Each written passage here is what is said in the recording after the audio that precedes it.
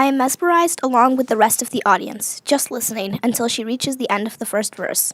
Then, as if they have finally come to life, my fingers relax and start to move. They form chords across the frets, hover above the strings, then come perfectly for the intro of the second verse. The music consumes me, and the magic takes over at last, transcending my fear.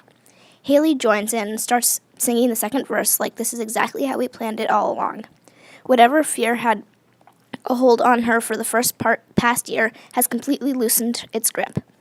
I look over the crowd and see people's astonished faces, see them talking to each other, and I know what they're saying. She's doing it this time. She's doing it. And damn, she's good. I glance over at Haley, and her eyes say, "You and me and you." And I knew we could do it. We get to the end of the ballad verse, "Blackbird fly into the light of the dark black night." Then, with an explosive crash of cymbals, the band comes to life, and we launch through the song a second time, rocking it hard. Colored lights burst onto stage with the first crash, and the crowd goes nuts, screaming and whistling. And hooting. Haley wails out the vocals, Sam plays the hell out of the skins, and even Ryan plays almost every note perfectly. By the time we finish, people are on their feet, pumping their arms and shouting. I glance at Haley, at her pink cheeks and shining eyes. The girl is glowing, the most beautiful thing I've ever seen in my life. She blows me a kiss and a smile and takes up my entire face. I want to capture this amazing moment like a photograph and tuck into my heart, brain, forever. Remember every single detail. Carpe diem, seize the day, this moment, trap it, keep it.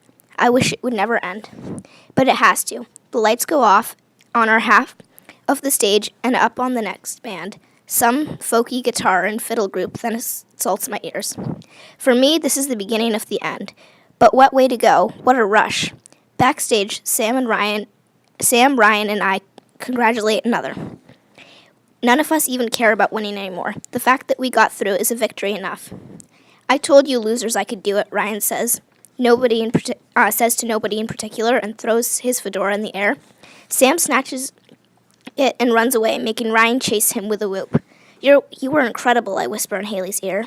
You too, she says, and gives me a kiss that almost knocks me over. God, there's so much I want to tell Haley, so many lies I need to straighten out. I want to tell her how scared I've been this whole time, how scared I still am, and how much I need her. Tell her how I feel, like I've always known her, like maybe we were lovers in a previous life, maybe several past lives. That's how I feel, but this is this girl. But how can I tell her any of this? Before I get a chance, the final band finishes its two-song folky set, and all the bands are gathered on the back of the stage for the voting. In the back of the auditorium, I see a pair of policemen standing by, watching and waiting. One by one, Miss Coleman calls out the names of the bands, and each group steps forward to stir up the crowd and drum up the highest decibel support. The loudest response, not surprisingly, comes from Cameron's band, but ours sounds like a strong second. And the winner is Red Tide, Miss Coleman announcements. Lights go wild and the crowd shrieks. The winning band comes forward for their trophy and check. Cameron throws me a triumphant look, and I give him a cheesy salute and congratulations, which obviously confuses him. Okay, we're not exactly friends, but not enemies either. My time has almost run out, and there's no energy left for grudges. At least I know he'll be watching out for Haley after I'm gone. Everything else is a blur. Somehow I managed to let Haley take me by the hand to accept congratulations from her mom and dad and Danielle, who says something flirty in my ear that I can't make out. Somehow I accept the pats on the back, people yelling in my ear. You were incredible, and random girls giving me hugs. I wish I could enjoy some of this. But I know that the good stuff is dwindling fast. Soon everything will be out. The cops are waiting right now to ask me questions.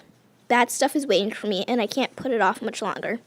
I spot Thomas, Suzanne, and Nessa near the front of the stage, and the three of them rush forward to congratulate me. They tell me how great the guitar sounded, how our group totally should have won an award, and I take myself to smile through it, dreading what has to happen next. I manage to mumble my thanks, but once they stop gushing and stand there blinking and smiling at me, I don't have it in me to muster one syllable of small talk. I blurt out what has to be said.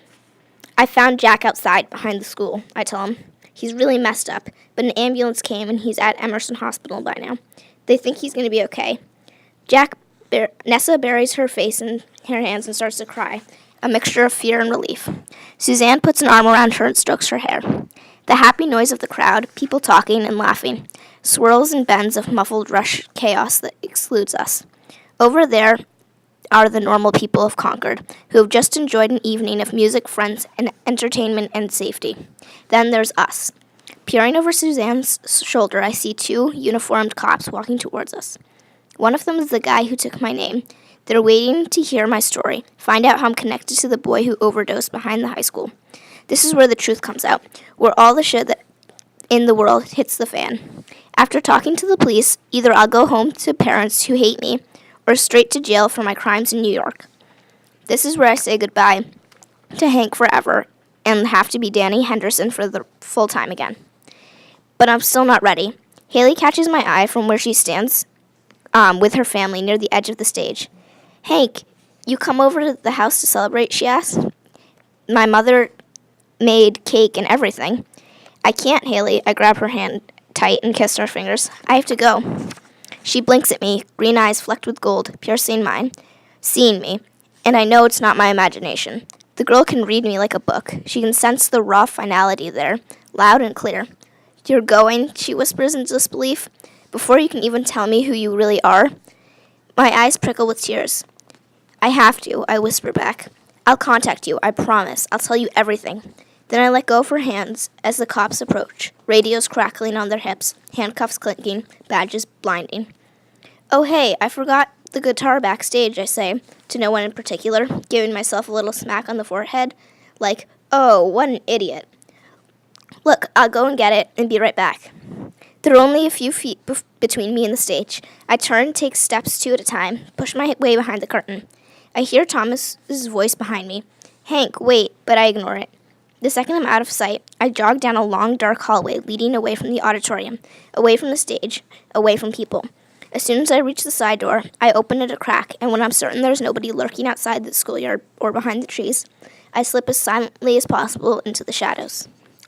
Sucking cool, fresh air into my lungs, I sprint full speed from the high school grounds, arms and legs pumping, then straining, blending into the dark night, running again. A dragonfly with green eyes lands on my arm, and the long-legged spider climbs up the leg of my jeans, but I don't move.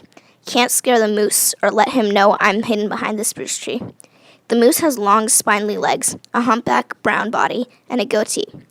I don't know how he holds those huge antlers up. Leaning over to take a deep drink from the pond, he almost looks harmless, like a horse or something. But I know better. A moose could kick a person to death if he's really pissed. Ow! A black fly bites the back of my neck, and I smack it, which startles the moose and makes the dragonfly shoot off into the woods. I hate these stupid black flies, and the mosquitoes are just as bad. Last night, huddled in my sleeping bag with my flashlight, I counted 72 bites. No kidding, 72. And every one of them still burns and itches. Hazards on the Appalachian Trail. Biting flies and mosquitoes. I get it now, though I'd add moose to that list too. I hold my breath as the moose lifts its huge head to stare at me, pond water dripping off its goatee. If he charges, I'll climb this tree as fast as I can. All the muscles in my body are tense, waiting. But the moose doesn't charge. He just stands there, looking at me with his black eyes, pretty much the same way I'm looking at him. Like I'm incredibly interesting, but he's worried about what I'll do next. When nothing happens on either side, he ducks his head back into the water, yanks up some green pond weeds, and chews them, calmly ignoring me. It's Monday morning, the start of my first full day in the wilds of Maine. The moose sighting is a good omen, I'm sure of it. Now that I'm in Maine, standing in the woods, watching a moose, Saturday night seems like forever ago. A weird dream I had once. But it really happened. After escaping from the high school, I sprinted all the way to Thomas's place to get a backpack, clothes, and all the money I'd saved. From his basement, I grabbed some camping gear and wrote a quick note. Borrowing some stuff, promised to bring it back. Thanks for everything. After taking the last train to Boston, I made my way to South Station, then caught the first bus in the morning to Bangor. Tried to sleep on the bus, resting my head on the backpack, but that didn't work. My thoughts were crazy, like bees swarming around in my brain. Haley, Jack, Nessa, and Thomas were all in there with me, along with my parents. And Rosie, especially Rosie. Ever since the accident, I'd been on the run, like a voice inside telling me to keep moving. But there's another voice now, getting louder and harder to push aside. You really think you can run away from Rosie and what happened to her? Go face your life. The fact that the accident was your fault. Face Rosie, face Mom and Dad.